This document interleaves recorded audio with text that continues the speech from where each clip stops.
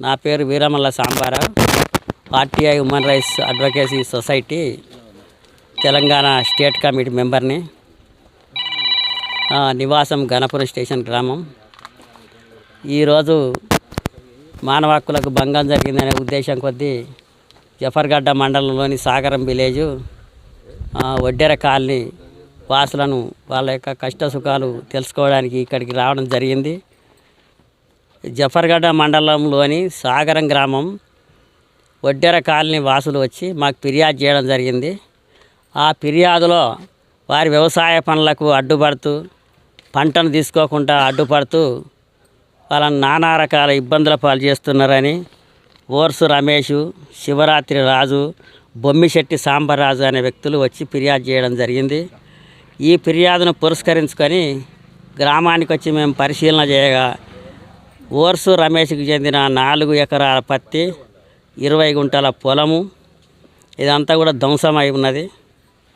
తదుపరి వారి ఇంటికి వచ్చి చూస్తే అక్కడ తాళాలు వేసి వాళ్ళని ఇంటి నుంచి తరిమేస్తే వాళ్ళ చెట్ల కింద పస్తులు ఉన్నటువంటి పరిస్థితి కనిపించింది మాకు మా దర్యాప్తులో. వీరు పోలీసులను ఆశ్రయించి గత ఆదివారం నాడు దరఖాస్తు ఇస్తే ఇంతవరకు ఏ విధమైన చర్యలు తీసుకోకపోవడం మూలంగా నిందితులు మరింత రెచ్చిపోయి బజార్లో కవాతు నిర్వహిస్తున్నారు. ఇది నైజాం నిరంకుశ ప్రభుత్వం నాటి ప్రభుత్వంలో జరిగేటువంటి విధానం ఈ గ్రామంలో కనపడుతుంది. చాలా దురదృష్టకరం.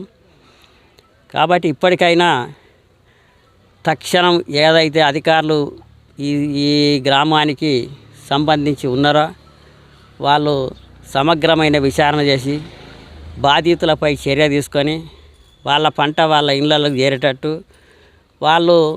వాళ్ళ తాళాలు తీపిచ్చి ఎవరైతే తాళాలు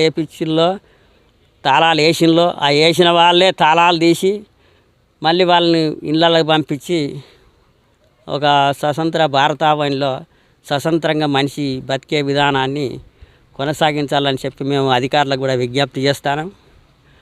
అధికారుల దృష్టికి తీసుకొని పోయి కూడా మీరు స్వేచ్ఛగా బతికే విధానాన్ని కొనసాగిస్తామని వీరికి కూడా హామీ ఇస్తాను. ఇది ఈ రోజు నుంచి వెళ్ళి ఈ చర్య కొనసాగుతుంది. మా దృష్టిలో ఏదైతే పడ్డదో అన్నిటి గురించి అవసరమైతే అన్ని కోట్లలో హైకోర్టులో కూడా కేసులు వేయడానికి, తర్వాత వీళ్ళు పేదవాళ్ళు కాబట్టి ఉచిత న్యాయం అందించడానికి మేము సిద్ధంగా ఉన్నాం. బొజ్జు భిక్షపతి మాజీ సర్పంచ్ కడియం శ్రీహరి అనుసరుడు అని చెప్పుకొని తిరుగుతూ ఉంటాడు. ఇతను శివరాత్రి వెంకటయ్య, శివరాత్రి రాజు, శివరాత్రి మల్లయ్య, శివరాత్రి యాకయ్య పోద్బలముతోటి ఈ 3 కుటుంబాలను ఇబ్బందుల పాలు చేస్తాడు. ఇతని ప్రవర్తన చట్టపరంగా లేదు కాబట్టి ఇంకా ఎవరు ఫిర్యాదులు ఇచ్చినా కానీ చట్టపరంగా అతని మీద చర్య తీసుకునేందుకు మేము సన్నద్ధంగా ఉన్నాం.